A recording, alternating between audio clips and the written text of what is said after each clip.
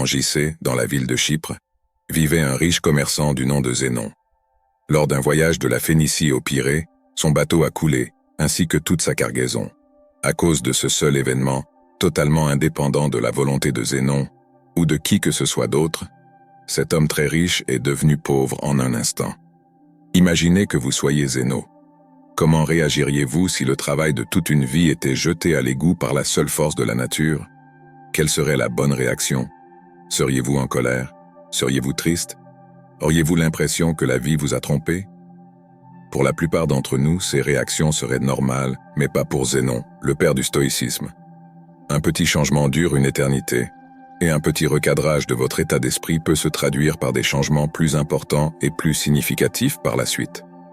Le cœur du stoïcisme est la définition même de l'acceptation et de l'indifférence. Après avoir lu les œuvres de Socrate et d'autres grands philosophes, Zénon a créé et enseigné le stoïcisme. Selon Zénon, bien que nous n'ayons pas beaucoup de contrôle sur ce qui nous arrive, nous avons le contrôle de la façon dont cela nous affecte. Et nous devons utiliser ce contrôle à bon escient. Plutôt que de pleurer sur le lait renversé, ou dans ce cas, sur les marchandises noyées, Zénon s'est concentré sur le maintien de son sang-froid face à la situation, en restant calme et neutre, en dépit de sa situation difficile. Aujourd'hui, les gens considèrent par inadvertance les stoïciens comme des personnes inébranlables, qui ne s'attardent pas souvent sur les extrêmes émotionnels, en passant par des crises de rage ou d'anxiété par exemple. Mais l'idée originale derrière le stoïcisme était bien plus que cela. Plutôt qu'une simple façon de décrire les personnes qui ne sont pas émotives, le stoïcisme était une façon de voir, de décrire et de comprendre le monde. Il s'agissait d'un mode de vie qui a perduré pendant des siècles. La philosophie stoïcienne peut être appliquée aux situations d'aujourd'hui de la même manière qu'il y a des milliers d'années, et ses avantages sont tout aussi importants.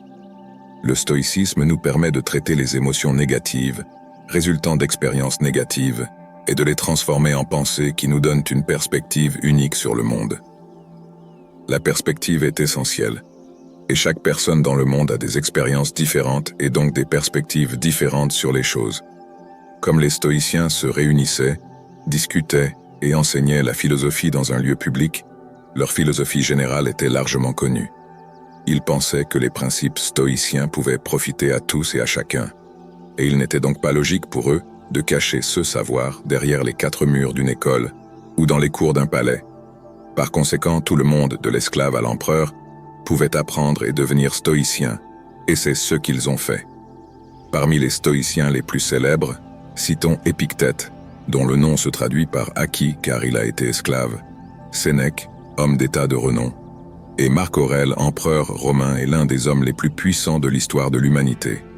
Les premiers stoïciens pratiquaient ce qu'ils prêchaient, évitant toute forme de ségrégation et menant la lutte contre les inégalités. Ils ont même inventé le mot « cosmopolite », qui signifie littéralement « citoyen du monde ». Lorsque nous entendons ce mot aujourd'hui, nous pensons à des villes comme New York, Toronto, Dubaï et Londres, en raison de leur diversité, car c'est ce type d'unité et de solidarité que prêchaient les stoïciens. À l'époque de la fondation du stoïcisme, les femmes n'étaient pas autorisées à faire de la philosophie, mais les stoïciens n'étaient pas du tout d'accord avec cela. Musonius Rufus, le maître d'Épictète, a dit un jour « Ce ne sont pas seulement les hommes qui ont de l'ardeur et un penchant naturel pour la vertu, mais aussi les femmes. Les femmes ne sont pas moins satisfaites que les hommes par les actions nobles et justes, et elles rejettent le contraire de ces actions. Puisqu'il en est ainsi, pourquoi convient-il aux hommes de rechercher et d'examiner comment ils peuvent bien vivre, c'est-à-dire de pratiquer la philosophie, et non aux femmes? Même à une époque où cela n'était pas populaire, les femmes ont été autorisées à s'informer librement sur le stoïcisme et à devenir elles-mêmes stoïciennes. Pourquoi tant de gens adoptent-ils le stoïcisme comme mode de vie? Dans un monde plein d'événements inattendus, nos émotions peuvent avoir tendance à entraver le cours des choses. En réalité, nous ne sommes pas vraiment tristes parce qu'il nous arrive de mauvaises choses, mais parce qu'il nous arrive de mauvaises choses inattendues. La pluie est une bonne chose. Elle permet d'arroser nos plantes, de fournir de l'eau au bétail et de maintenir une température fraîche et humide. Mais en réalité, lorsque ce nuage sombre vous surprend dehors sans parapluie, ce n'est jamais une bonne expérience. Alors pourquoi ne commençons-nous pas à pleurer lorsqu'il commence à pleuvoir? C'est parce que, même si la situation est mauvaise, Nous avons appris à nous attendre à la pluie. C'est quelque chose d'inévitable. Nous ne pouvons pas contrôler le temps. Même si c'est nul, la pluie passe et la lumière revient. Le stoïcisme nous enseigne que, de la même manière, nous devons nous attendre à ce que tout ce qui peut arriver de mauvais arrivera. Imaginez le pire résultat et soyez satisfait de savoir qu'il pourrait se produire. L'un des exercices stoïciens est connu sous le nom d'inconfort volontaire, un exercice visant à accroître les sentiments de gratitude. Dormir sur le sol de sa cuisine, prendre des douches froides alors que l'on prend habituellement des douches chaudes, ne manger que des pommes de terre pendant quelques jours, etc. Cet exercice vous aide à comprendre que, quelles que soient les difficultés, vous pourrez survivre et éventuellement prospérer si votre état d'esprit est bon. En étant capable de résister à ces situations inconfortables, nous préparons indirectement notre mental à de futurs malheurs. Dans l'état actuel du monde, où les publicités sont constamment enfoncées dans notre gorge, on nous fait croire que si nous n'avons pas ce qu'il y a de mieux, si nous n'avons pas une certaine apparence ou si nous ne gagnons pas une certaine somme d'argent, nous ne serons jamais heureux. Et ce message est important aujourd'hui plus que jamais. Nous entrons dans le monde sans savoir grand-chose. Nous grandissons en apprenant des choses à la maison, à l'école, et en observant le monde par nous-mêmes. Le fait est que, bien souvent, ces trois sources de connaissances nous enseignent des choses différentes. La question est de savoir si nous avons besoin d'intérioriser toutes ces connaissances. Si c'est le cas, nous pourrions, sans le savoir, avoir des attentes irréalistes pour notre vie, ce qui nous décevrait et nous rendrait insatisfaits au bout du compte. Ce n'est pas une façon de vivre. Nous devrions plutôt nous efforcer de nous améliorer pour nous-mêmes. Nous devrions faire les choses pour nous-mêmes, et uniquement pour cette raison. Attacher des espoirs extérieurs ou des attachements secondaires aux actions que nous entreprenons conduit presque toujours à la déception. La plupart du temps, nous finissons par essayer de combler ce vide par des choses extérieures. Nous dépensons tout notre argent pour une voiture de luxe, une maison ou même pour fonder une famille.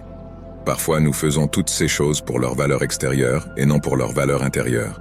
Mais le stoïcisme enseigne que, si vous abordez la vie de cette manière, vous placez votre bonheur entre les mains de forces extérieures, des forces qui peuvent toujours échouer. Les voitures tombent presque toujours en panne, les catastrophes naturelles emportent des villes entières, et les taux de divorce augmentent chaque année. Mais même les choses gratuites de la vie ont un coût. Le coût de l'espace, tant physique que mental. Comme l'a écrit Sénèque, en apprenant à vivre avec moins, vous ferez de la place dans votre vie pour les choses qui comptent vraiment pour vous. Au lieu de cela, nous devons placer notre bonheur sur notre valeur intrinsèque en tant qu'êtres humains et sur rien de ce que nous avons ou pouvons acquérir physiquement. Nous devons choisir de faire de notre mieux pour garder la tête froide, indépendamment de ce que la vie nous réserve. Car indépendamment de ce que nous voulons, en fin de compte, nous n'avons aucun contrôle sur la majorité des choses qui nous arrivent. Mais nous avons tout le contrôle sur la façon dont nous réagissons à ces choses. C'est la dichotomie du contrôle, le principe le plus important de la philosophie stoïcienne.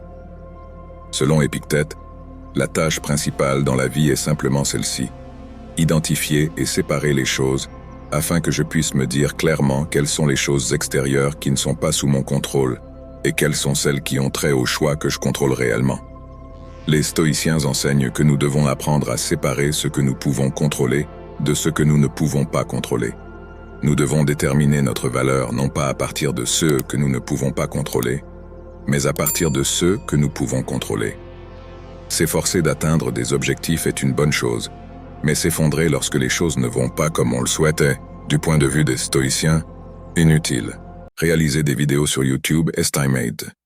Bien plus facile que d'être un empereur romain, mais cela peut parfois s'avérer difficile.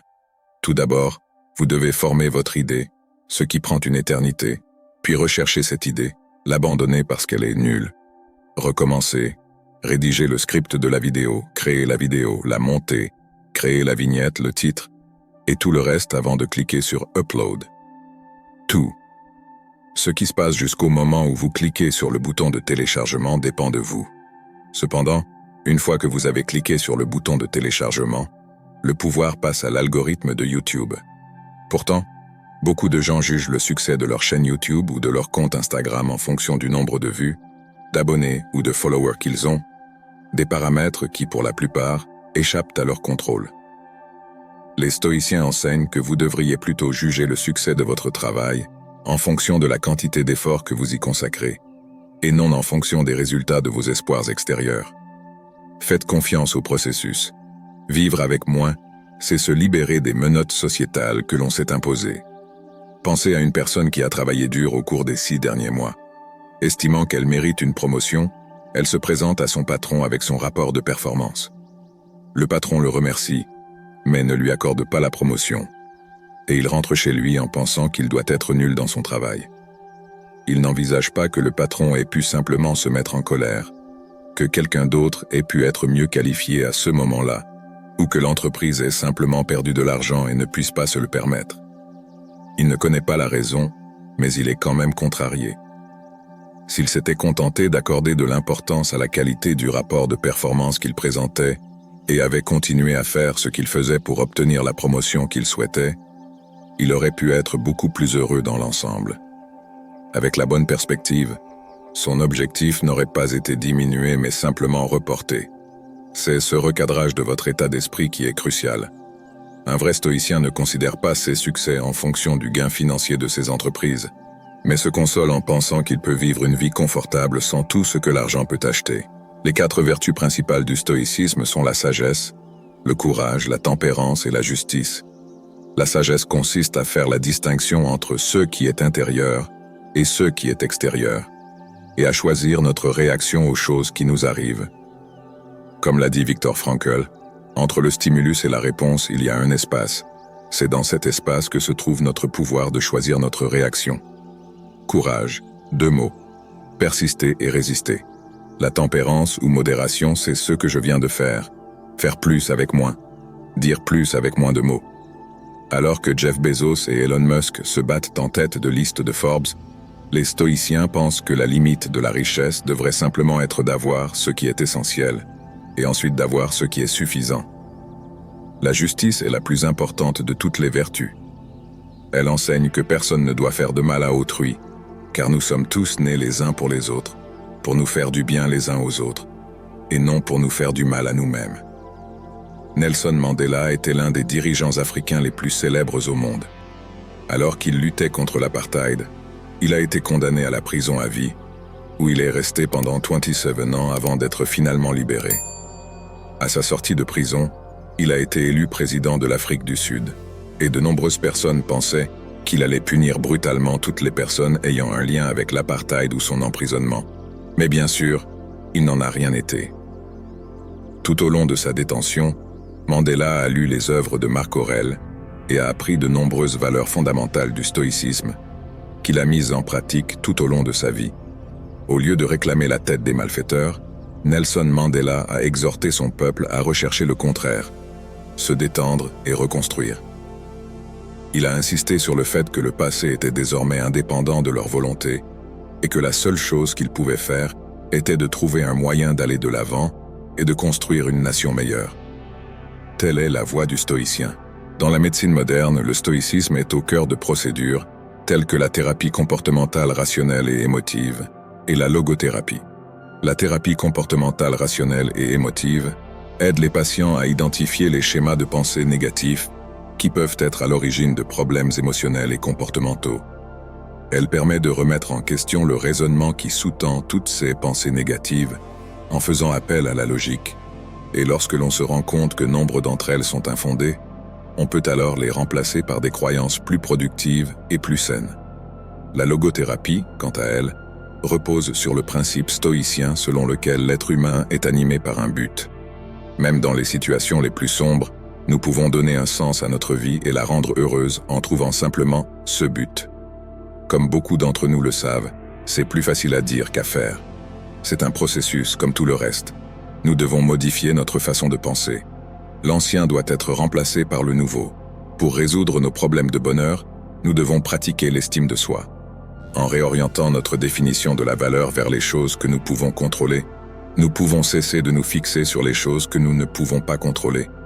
Et, dans l'ensemble, nous pouvons mener une vie beaucoup plus heureuse et plus satisfaisante. Le stoïcisme nous aide à traverser les tempêtes passées et présentes pour naviguer dans des eaux plus calmes et plus paisibles. Et si notre bateau coule et que nous nous noyons tous, nous pouvons nous réjouir d'avoir vécu une bonne vie même si elle n'a pas duré aussi longtemps que nous l'espérions. Car n'oubliez pas que tout a une fin,